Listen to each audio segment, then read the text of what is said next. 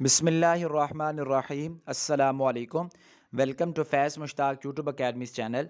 Dare aspirants, social media के ऊपर मुख्तलिफ फेसबुक पेजेस के ऊपर आजकल पंजाब पब्लिक सर्विस कमीशन के नए एकेडमिक फार्मूला की काफ़ी बात चल रही है और ये भी इसके ऊपर काफ़ी गुफ्तगू की जा रही है कि इस नए एकेडमिक फार्मूला की वजह से जो फ़ाइनल सिलेक्शन हो रही है एस्पायरेंट्स की, वो किस तरीके से मुतासर हो रही है। तो हमारे चैनल के रेगुलर व्यूवर्स की एक बड़ी डिमांड थी कि नए पीपीएससी के इस फार्मूले को थोड़ा सा एक्सप्लेन कर दिया जाए कि इस फार्मूले के मुताबिक अब जो एकेडमिक मार्क्स हैं वो आप किस तरीके से कैलकुलेट कर सकते हैं। और ये जो नया फार्मूला है ये 2022 की तमाम जॉब्स के ऊपर ये लागू हो रहा है।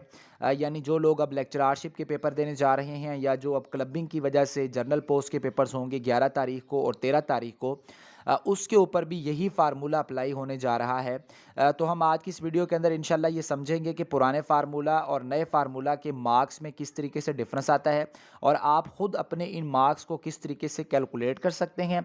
प्लस हम वीडियो के एंड के ऊपर जाके ये भी डिस्कस करेंगे कि इस मार्क्स की वजह से जो फाइनल सिलेक्शन के ऊपर फ़र्क पड़ने वाली बात की जा रही है उसमें किस हद तक सदाकत है और उसको आप किस तरीके से ऑब्ज़र्व कर सकते हैं, एनालाइज़ कर सकते हैं। तो स्टार्ट करते हैं वीडियो को। अगर हम बात करें पंजाब पब्लिक सर्विस कमीशन के टोटल एग्रीगेट की, टोटल क्राइटेरिया की, मेरिट के जो भी वन पेपर एमसीक्यू होता है। अब वन पेपर एमसीक्यू एक ऐसे पेपर को कहते हैं जिसमें किसी भी जॉब के लिए आपसे सिर्फ एमसीक्यूज़ का पेपर लिया जाता है, जैसे कि वो जनरल जॉब्स हो गई या जिस तरीके से आपके लेक्चरारशिप के पेपर्स होते हैं, इसमें आप लोगों से 100 मार्क्स का एक टेस्ट लिया जाता है। तो उसका तरीकाकार ये होता है कि पीपीएससी के जो टोटल मार्क्स होते हैं, टोटल आफ्टर इंटरव्यू जो आपका डिटेल मेरिट मेरिट बनता है वो 200 मार्क्स पर मुश्तमिल होता है। इन 200 मार्क्स में से आपने जो है 100 मार्क्स का टेस्ट देना होता है, लेकिन ये जो 100 मार्क्स आपका टेस्ट वाला हिस्सा होगा ये फाइनल सिलेक्शन में इसको हाफ़ कर दिया जाता है, यानी 50% कर दिया जाता है। मिसाल के तौर पे अगर किसी कैंडिडेट ने 100 नंबर के टेस्ट में 60 नंबर हासिल किए तो फाइनल मेरिट के अंदर ये 60 नहीं डाले जाएंगे बल्कि इनको 30 काउंट किया जाएगा। इसके साथ साथ जो आपसे इंटरव्यू लिया जाता है वो टोटल 100 मार्क्स का होता है, उसकी वेटेज सबसे ज़्यादा रखी जाती है। और जो एकेडमिक मार्क्स है यानी आपकी जो डिग्रियों के नंबर्स हैं मैट्रिक से लेके ऑनवर्ड, इनका आपको 40% शेयर दिया जाता है। 40 मार्क्स टोटल एग्रीगेट के अंदर शामिल किए जाते हैं और जो 10 नंबर होते हैं इन्हें एडिशनल मार्क्स भी कहा जाता है, कंडीशनल मार्क्स भी कहा जाता है। और ये कुछ स्पेशल फार्मूलाज की मदद से इनको अप्लाई किया जाता है। जैसे कुछ कैंडिडेट्स ऐसे होते हैं जिनके जो पेरेंट्स होते हैं, जिनके फादर पहले अगर कोई मुलाजमत होती है और पीपीएससी या पंजाब गवर्नमेंट सर्विस रूल्स उनको अलाउ करता है कि उनकी वजह से उनको मार्क्स दिए जाएँ, तो ये मार्क्स उनके ऐड किए जाते हैं। तो ये इस तरीके से आपका पूरा 200 नंबर का एक एग्रीगेट बनता है जिसे आप डीएमसी कहते हैं, डिटेल्ड मार्क शीट, जो कि आपको पंजाब पुलिस सर्विस कमीशन की तरफ से भेज दी जाती है जब आपका इंटरव्यू हो चुका होता है। तो ये हमने 200 नंबर की बात कर दी। अब हम देखते हैं कि पीपीएससी के एकेडमिक फार्मूला में जो न्यू फार्मूला है उसके अंदर किस तरीके से इन मार्क्स को ऐड किया जा रहा है।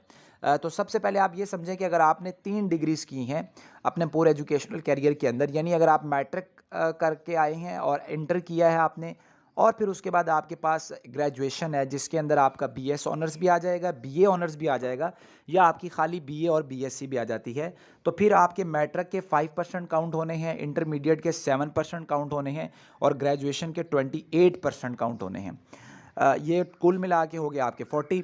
इसी तरीके से जो आपके 4 डिग्रीज़ अगर आप करके आए हैं, जैसा कि आप मैट्रिक किया आपने, फिर उसके बाद आप इंटरमीडिएट में गए, देन आपने बीए या बीएससी में से कुछ किया और फिर उसके बाद आप एमए एमएससी में चले गए, चाहे एनुअल सिस्टम से किया आपने, चाहे सेमेस्टर सिस्टम से किया।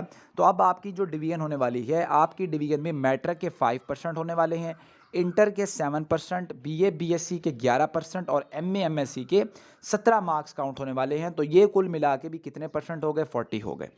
अब हम इसकी डिटेल को समझते हैं। सबसे पहले तो ये आपके सामने पीपीएससी का ओल्ड फार्मूला है। इसको फार्मूले को आप समझें। इसमें ये था कि इसमें एनुअल सिस्टम के लिए एक अलग क्राइटेरिया था और जो सेमेस्टर सिस्टम वाले लोग थे उनके लिए एक अलग क्राइटेरिया था। और इसमें 4 एग्ज़ाम्स, 3 एग्ज़ाम्स, 2 एग्ज़ाम्स और 1 एग्ज़ाम को कम्प्लीटली एक्सप्लेन किया गया था और इसके अकॉर्डिंगली आप अपने मार्क्स बनाते थे। दूसरा, इसमें जो सबसे बड़ा एक यानी कि कैंडिडेट्स को एज था, एडवांटेज था, वो स्लेब सिस्टम था।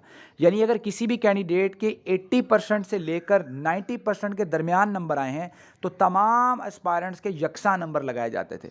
मिसाल के तौर पे मेरे मार्क्स 81% हैं और आपके मार्क्स 89% हैं, तो किसी एक ख़ास डिग्री के लिए मुझे भी उतने नंबर दिए जाते थे और आपको भी उतने नंबर दिए जाते थे।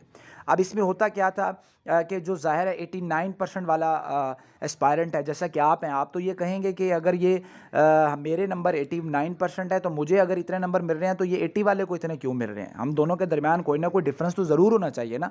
ऐसा तो नहीं है कि मैंने किसी भी तरीके से अगर अपने एकेडमिक्स के अंदर मेहनत की है तो मेरी मेहनत का मुझे उतना ही सिला मिलना चाहिए जितना कि मैंने एफ़र्ट की, और अगर किसी ने 80% नंबर लिए हैं तो मेरे और उसके दरमियान एक डिफरेंस होना चाहिए। यानी ये मैंने आपको एक जनरल बात बता दी है। तो आप ये देख सकते हैं कि जैसे कि आपको एनुअल सिस्टम नज़र आ रहा है, तो उसमें अगर आप 3 एग्ज़ाम के ऊपर फोकस करें तो अगर आपके 80 से 90 नंबर तक 80 से 100 तक होते थे तो आपको 9 नंबर दे दिए जाते थे। इसी तरीके से एफएससी में आपके 80 से 90 तक होते तो आपको 12 नंबर दे दिए जाते थे। और इसी तरीके से अगर आप 80 से 100% आपने ग्रेजुएशन के अंदर नंबर लिए तो आपको 19 नंबर दे दिए जाते थे। तो ये 12, 9 और 19 मिला के टोटल आपके 40 नंबर बन जाते थे।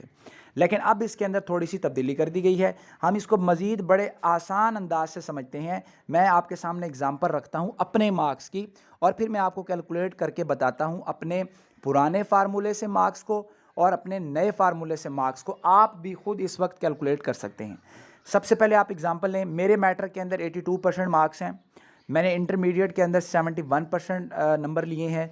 मैं 3 डिग्री सिस्टम से बिलोंग करता हूं। मेरी तीसरी डिग्री बीएस ऑनर्स की है और मैंने उसके अंदर 82% मार्क्स हासिल किए हैं। अब इनमें लगती थी स्लेब, जैसा कि मैं आपको पहले वाजे कर चुका हूं। उस स्लेब के मुताबिक मेरे मैट्रिक के 9 नंबर लगते थे। आल्दो के मेरे मैट्रिक के 82% नंबर हैं, लेकिन मैं भी 9 नंबर ले रहा था, और जिसके मैट्रिक में 19% नंबर हैं वो भी मैट्रिक में 9 नंबर ले रहा था, क्योंकि हम दोनों की स्लेब एक थी। एफएससी में मेरे 11 नंबर लगते थे, क्योंकि मैं उस स्लेब के अंदर आता था 70 टू लेके 80 तक की स्लेब में, और मेरे 71% मार्क्स हैं। और बीएस में मेरे लगते थे कुल 18 नंबर, क्योंकि मेरे जो मार्क्स हैं वो 80% से अबव हैं, तो मुझे 18 नंबर इसमें दिए जाते थे। तो ये 18, 11 और 9 कुल मिला के मेरे 40 में से 38 नंबर बन जाते थे। और मेजॉरिटी ऑफ द कैंडिडेट्स के जो मार्क्स होते हैं वो 38, 37, 39, यानी कि जिनका एकेडमिक्स अच्छा होता है। अच्छे एकेडमिक्स के मुराद ये है जिनके 70% से अबव मार्क्स होते हैं डिग्रीज़ के अंदर, तो वो सम हाउ इतने नंबर ले जाते थे। अब यहाँ पे एनुअल सिस्टम के लिए और सेमेस्टर सिस्टम के लिए अलग एक सिस्टम रखा गया था। अगर आप एनुअल से डिग्री करके आए हैं तो जैसा कि मैं आपको ओल्ड फार्मूला में दिखा चुका हूँ, तो फिर आप ये जो वेरी लेफ्ट साइड के ऊपर सेमेस्टर सिस्टम है आप इसको काउंट करेंगे और सामने अपने नंबर निकालेंगे। तो ये मेरे बनते थे 38 marks according to old PPSC formula. लेकिन अब अगर मैं 2022 की किसी भी जॉब में अप्लाई करके बैठा हुआ हूँ, क्लबिंग सिस्टम की जॉब है या मैंने अगर लेक्चररशिप के लिए अप्लाई किया है, तो अब मुझे 30 मार्क्स मुझे नहीं मिलने। अब मुझे जो मार्क्स मिलने हैं उनका तरीकाकार थोड़ा सा मुख्तलिफ हो गया है इस वक्त। अब वो आप अपनी स्क्रीन के ऊपर वाज़े तौर पर देख सकते हैं। अब जो मैट्रिक है उसका फार्मूला निकालने का ये है कि आपके हासिल करदा नंबर बटा कुल नंबर ज़रब 5। ठीक है, जितने आपने मैट्रिक में हासिल किए नंबर वो लिखें, उसको डिवाइड कर दें आपके मैट्रिक के टोटल नंबर के साथ, और उसको मल्टीप्लाई कर दें 5 के साथ। जो मार्क्स आपके हैं आप इनको सेव कर लें, एक साइड के ऊपर लिख लें। जैसे मैंने अपने लिखे हैं, मेरा 82% है, तो मैंने 82% का 5 का 82% कैलकुलेट किया, तो 5 मार्क्स का जब आप 82% कैलकुलेट करते हैं तो मेरे नंबर निकल के आते हैं 4.1। यानी मैट्रिक में से अब मुझे नंबर दिए जाएंगे 5 में से 4.1। अब यहाँ पर ये अब एक यानी कि चीज़ फ़र्क आ गई, एडिशनल आ गई, कि अब जैसे हर किसी की परसेंटेज डिफरेंट होगी तो हर किसी के मार्क्स भी डिफरेंट होंगे। स्लेब वाला चक्कर ख़त्म कर दिया गया। अब अगर आपके 90% नंबर हैं तो आप इसको कैसे कैलकुलेट करेंगे? 90/100 ज़रब 5। अब जब आप उसको 90/100 ज़रब 5 करेंगे तो आपके जो मार्क्स निकल के आएंगे वो 4.1 नहीं होंगे, ऑब्वियसली इससे ज़्यादा होंगे। या अगर आपके मार्क्स 82% से कम है तो डेफिनेटली इससे कम होंगे। अब एफए और एफएससी को देखते हैं।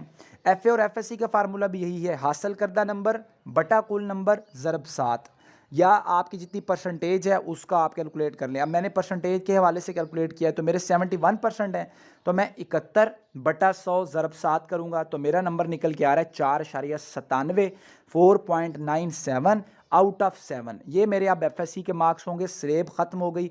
आप अपनी परसेंटेज के हवाले से इसको कैलकुलेट कर लेंगे, चाहे एनुअल से हैं चाहे सेमेस्टर से हैं, अब ये फ़र्क भी ख़त्म हो चुका है। उसके बाद अब बीएस की तरफ आते हैं। बीएस में obtained marks divided by total marks. अब यहाँ पर एक बात बहुत अच्छे से समझना ज़रूरी है कि जिन एस्पायरेंट्स की, जिन बहनों की, जिन भाइयों की डिग्री बीएस की या एमएससी की होती है, उसके ऊपर आप अक्सर जीपीए लिखा होता है। तो पीपीएससी जीपीए को नहीं देखता, पीपीएससी मार्क्स को देखता है। तो आपके पास डिटेल्ड मार्कशीट होनी चाहिए जिसे हम ट्रांसक्रिप्ट बोलते हैं। इंटरव्यू के टाइम पे अगर आपके पास ऐसा ट्रांसक्रिप्ट होगा जिस पर सीजीपीए तो होगा लेकिन मार्क्स नहीं होंगे, तो ये रिजेक्ट कर दिया जाएगा। ये मेरी बात आप लोग समझ लें और याद रखें और इस मसले को अपने को हल करने की कोशिश करें। कुछ एस्पायरेंट्स को इस मामले में फिर बाद में परेशानी का सामना करना पड़ता है। आप अपने यूनिवर्सिटी के कंट्रोलर एग्जामिनेशन से रब्ता करके अपनी ऐसी ट्रांसक्रिप्ट निकलवाएं, ऐसी डिटेल्ड मार्कशीट निकलवाएं जिसके ऊपर आपके मार्क्स बड़े वाज़ेह अंदाज से तमाम मज़ामीन के अलग अलग हों और फिर बाद में उन्हें ऐड कर दिया जाए। अब मेरे मार्क्स है 82%, तो मैंने उनको कैलकुलेट किया 82 डिवाइडेड बाय 100 मल्टीप्लाई बाय 28, तो मेरे बीएस के नंबर निकल के आए 22.96 या 22.96। जब मैंने इन सब मार्क्स को ऐड किया, 4.1 मैट्रिक के लिए, 4.97 इंटर के लिए, 22.96 मैंने बीएस के लिए, तो मेरे नंबर बन रहे हैं जी 32.03, 32.03। और मेरे पहले नंबर कितने बन रहे थे? 38। कितना डिफरेंस आ गया? 6 मार्क्स का सीधा सीधा डिफरेंस आ गया। 6 मार्क्स अब मैं मेरिट से नीचे आ चुका हूं अपने एकेडमिक के हवाले से। तो ये एकेडमिक फार्मूला अब अप्लाई हो रहा है तमाम 2022 के जितने भी रिजल्ट्स रीसेंट आ रहे हैं उन तमाम रिजल्ट्स में हम इसको देख रहे हैं। अगर आप लोग पंजाब पुलिस सर्विस कमीशन के टेस्ट देते रहते हैं और इस तरीके के सोशल मीडिया ग्रुप से एसोसिएटेड हैं, तो आपने लोगों की डीएमसीज देखी होंगी, डिटेल्ड मार्कशीट्स देखी होंगी, जिसमें लोगों ने खुद अपने मार्क्स को कंपेयर करके दिखा हुआ कि ये देखें जी, 2 पेपर मैंने 2019 में दिया, 20 में दिया, तब मेरे मार्क्स ये लगे थे और अब मेरे मार्क्स इस नए फार्मूले के मुताबिक ये लगे हैं। अब व्हाट इज़ द प्रॉब्लम? मसला क्या है? क्यों इतनी हाइप क्रिएट हो गई है? ये चक्कर सारा क्या चल रहा है? तो उसकी जो सबसे बड़ी इस वक्त रीज़न आ रही है उसको समझें। वो ये है कि पंजाब पब्लिक सर्विस कमीशन के जो रिस्पेक्टेड पैनल मेंबर्स हैं, इंटरव्यूअर हैं, इंटरव्यू लेने वाले जो रिस्पेक्टेड मेंबर्स हैं, उन्होंने एक नई चीज़ की है, या जिसको आप ये कहते समझ सकते हैं कि उन्होंने की है या नहीं की, ये हमारा एक एनालिसिस है, हमारा एक तज्जिया है जो हम डिटेल मार्कशीट से देख रहे हैं कि जब से ये स्कैंडल आया उसके बाद से अब जो इंटरव्यू में मार्क्स की रेशो है वो कम कर दी गई है। यानी अब एस्पायरेंट्स के कोई ज़्यादा नंबर नहीं आते। एवरेज लोगों के जो नंबर आते हैं वो 50 से 55 आने लग गए हैं।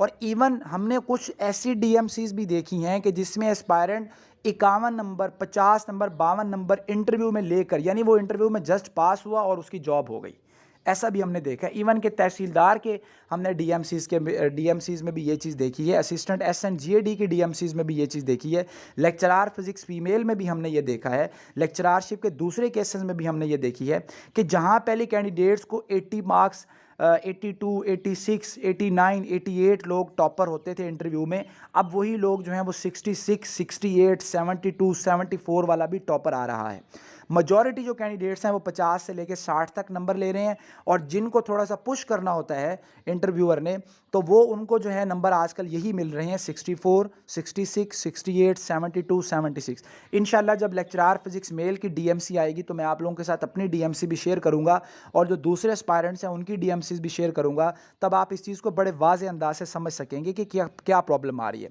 यानी अब वो कोर्ट जो है उन्होंने फेंक दिया है आपके रिटर्न के ऊपर और आपके एकेडमिक्स के ऊपर, और इंटरव्यू में मेजॉरिटी ऑफ द कैंडिडेट्स के मार्क्स तकरीबन यही 1, 2, 4 नंबर का फ़र्क लग रहा है।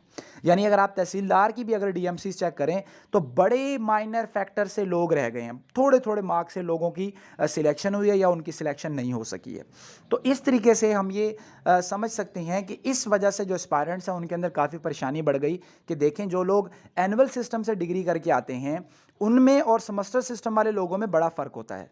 जो लोगों ने सेमेस्टर सिस्टम में डिग्री की, आपको पता है हर सेमेस्टर बाद एग्ज़ाम होता है, टीचर की एक अंडरस्टैंडिंग होती है स्टूडेंट के साथ, तो वो एक सारा सिस्टम जैसा कि हमारा पाकिस्तान के अंदर है तो लोगों के मार्क्स आ जाते हैं। लेकिन एक शख्स अगर एनुअल सिस्टम से पढ़ के आ रहा है तो उसको कुछ मसाइल का सामना करना पड़ता है। तो एनुअल सिस्टम वाले जो एस्पायरेंट्स हैं उनका मुतालबा है कि इसके ऊपर नज़रसानी की जाए। अब हल क्या है? इसके ऊपर आते हैं। हल ये है कि अब आपको पूरी जान मारनी चाहिए, पूरी जान लगानी चाहिए रिटन एग्ज़ाम के ऊपर। आपका रिटन एग्ज़ाम बहुत अच्छा होना चाहिए, बहुत एफ़र्ट करके जाएँ, जितना यहाँ से आप लीड लेके जाएँगे, मेरी बात याद रखें, आपको उतना फ़ायदा होने वाला है।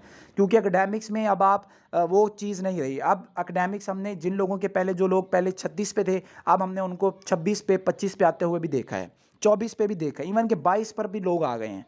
तो यहाँ अब आप इस लीड को कैसे पूरा कर सकते हैं, आपके पास 2 ही हल हैं। इंटरव्यू की अपनी जो प्रिपरेशन है, उसकी स्किल के ऊपर ज़्यादा फ़ोकस करें, वहाँ से लीड लें और रिटन से लीड लें, तभी आपका ये गैप कंप्लीट हो सकेगा। अदरवाइज़ आप लोगों को काफ़ी मसाइल का सामना करना पड़ सकता है।